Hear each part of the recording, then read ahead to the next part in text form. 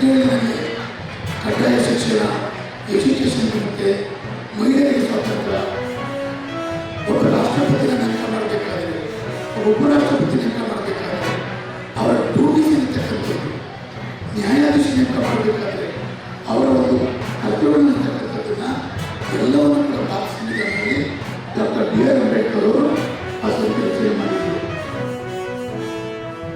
ಆ ಭಿನ್ನಾಭಿಪ್ರಾಯಗಳನ್ನು ವ್ಯಕ್ತಪಡಿಸೋಕೆ ಒಂದು ದಾರಿಯನ್ನು ಸಂವಿಧಾನದಲ್ಲಿ ತೋರಿಸ್ಕೊಟ್ಟಿದ್ದಾರೆ. ಪ್ರೊಟೆಸ್ಟ್ ಮಾಡೋದಕ್ಕೂ ನಮಗೆ ಅವಕಾಶ ಮಾಡಿಕೊಟ್ಟಿದ್ದಾರೆ. ನಮ್ಮ ರೈಟ್ಸ್ ಅನ್ನು ನಾವು ಹೋರಾಡಿ ಪಡೆಯೋದಕ್ಕೂ ಸಹ ನಮ್ಮ ಸಂವಿಧಾನನೇ ಒಂದು ದಾರಿ ತೋರಿಸ್ಕೊಟ್ಟಿದೆ. ಆದ ಕಾರಣ ನಮ್ಮ ದೇಶದಲ್ಲಿ ಎಷ್ಟೇ ವೈವಿಧ್ಯತೆ ಇದ್ರೂ ಸಹ ಒಂದು ಆರ್ಗನೈಸ್ಡ್ ಇದರಲ್ಲಿ ಒಂದು ಸಿಸ್ಟಮ್ಯಾಟಿಕ್ ವೇಲಿ ದೇಶ ನಡೀತಿದೆ ಅಂದರೆ ಆ ಒಂದು ಡಿಸಿಪ್ಲಿನ್ ವೇಲ್ ಇದೆ ಅಂತ ಅದಕ್ಕೆ ನಮ್ಮ ಸಂವಿಧಾನವೇ ಒಂದು ಕಾರಣ ಅಂತ ಮತ್ತೊಮ್ಮೆ ತಮ್ಮೆಲ್ಲರಿಗೂ. नई दिल्ली का भारत मंडप लोकसभा अध्यक्ष ओम बिरला और केंद्रीय मंत्री डॉक्टर जितेंद्र सिंह पहुंचे और संघ लोक सेवा आयोग के शताब्दी सम्मेलन का उद्घाटन किया। लोकसभा अध्यक्ष ओम बिरला ने कार्यक्रम को संबोधित करते हुए कहा कि यूपीएससी ने 100 वर्षों की यात्रा में देश के प्रशासनिक ढांचे को निष्पक्षता और पारदर्शिता के साथ मजबूत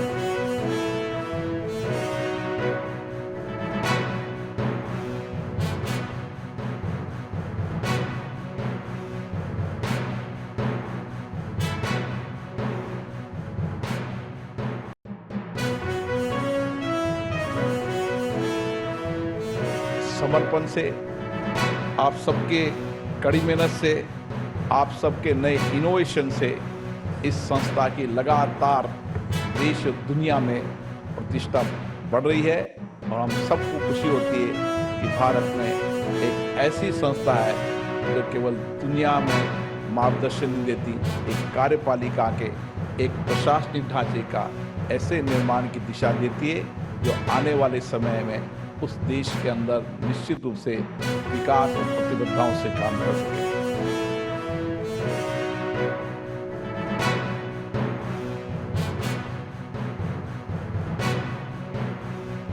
संघ लोक सेवा आयोग ने भारतीय संविधान की सर्वश्रेष्ठ मर्यादाओं और मूल्यों का सफलतापूर्वक पालन किया है।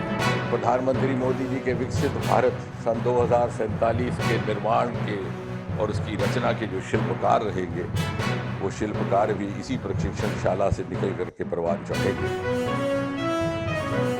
And rededicate ourselves to the mandate entrusted to us by the Constitution, that is, upholding the ideals of fairness, meritocracy and equity in our selection processes, recruitment and examination system, departmental promotions and deputation. ನಾನು ಇಷ್ಟಪಡುತ್ತೇನೆ ಎಂದಂತಹ ಮಹನೀಯ ಮಹಿಳೆಗಳಲ್ಲಿ ಸಂವಿಧಾನ ಪೀಠಿಕೆಯನ್ನು ತಮ್ಮೆಲ್ಲರ ಸಮ್ಮುಖದಲ್ಲಿ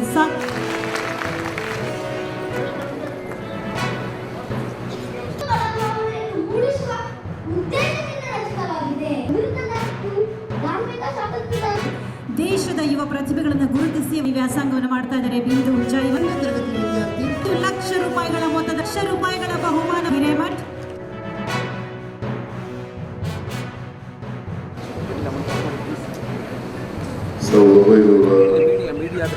media ಕ್ಯಾಮ್ರಾಗಳು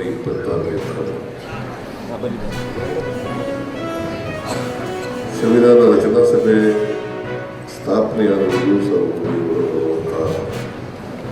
ಇದರ ಮೊದಲನೇ ಅಧ್ಯಕ್ಷರಾಗಿದ್ದಂಥವರು ಶಿನಾವ್, ಆಮೇಲೆ ರಾಜೇಂದ್ರ ಪ್ರಸಾದ್ ಅವರು ಇವರ ಅಧ್ಯಕ್ಷರಾದ ಮೊದಲನೇ ಸಭೆ ಶಿನಾವರ ಅಧ್ಯಕ್ಷದಲ್ಲೇ ನಡೆಯಿತು.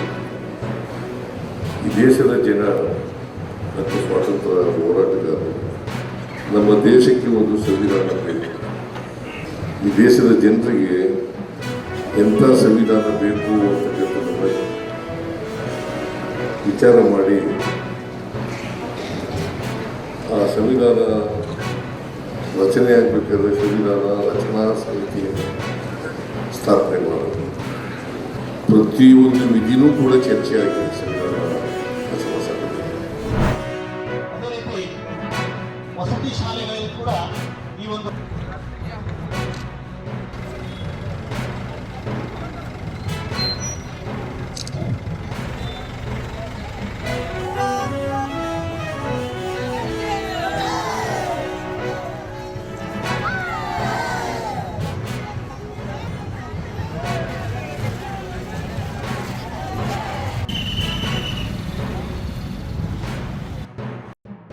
ಕಾರ್ಯಕ್ರಮವನ್ನು ಆಯೋಜಿಸಿದ್ದೀವಿ, ಜಾಥಾವನ್ನು ಮಾಡಿದ್ದೀವಿ.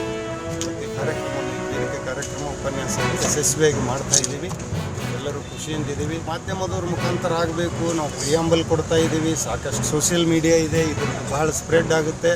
ಇದು ನೋ ಡೌಟ್ ಇಂಥ ಕಾರ್ಯಕ್ರಮಗಳು ಇನ್ನೂ ಹೆಚ್ಚಿನ ಅರಿವು ಮೂಡಿಸಲಿಕ್ಕೆ ಸಹಾಯ ಆಗ್ತದೆ ಅಂತೇಳಿ ಸಾಕಷ್ಟು ಕಾರ್ಯಕ್ರಮ ಹಾಕ್ಕೊಂಡಿದ್ದೀವಿ. ಪ್ರಿಯಾಂಬಲ್ ರೀಡಿಂಗು ಮಕ್ಕಳಿಗೆ ಅದು ವ್ಯವಸ್ಥೆ ಇದೆ. ಹೀಗಾಗಿ ಪ್ರತಿಯೊಂದು ಹಂತದಲ್ಲಿ ಇದರ ಬಗ್ಗೆ ಅರಿವು ಮೂಡಿಸುವ ಪ್ರಯತ್ನ ಆಗ್ತಾ ಇದೆ. ಹೇಳಬೇಕೆಂದರೆ ಮತದಾನ ಎಂಬ ಪದದಲ್ಲಿ ಅದರ ಅರ್ಥ ಅಡಗಿದೆ. ಮತವನ್ನು ದಾನ ಮಾಡುವುದು. ದಾನ ಎಂಬುದಕ್ಕೂ ಶ್ರೇಷ್ಠ ಅರ್ಥವಿದೆ.